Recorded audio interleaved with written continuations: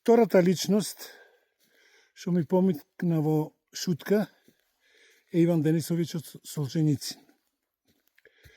Иван, политички затвореник во Сталиново време, во зимската пустелија, во затвор, ужасно, екстремни, лоши услови за живење, за престој, наоѓаше задоволство секој четврток. Чекаше да дадат пилешка супа.